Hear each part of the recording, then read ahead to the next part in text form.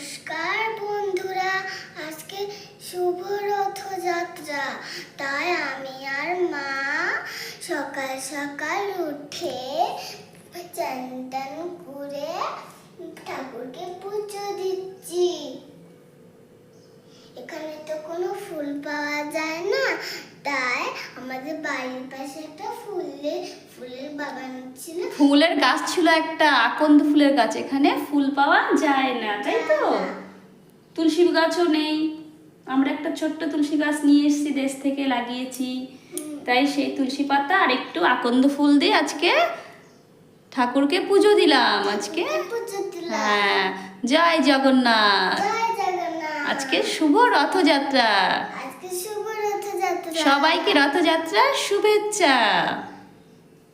সবাইকে রথযাত্রার শুভেচ্ছা। জয় জগন্নাথ। জয়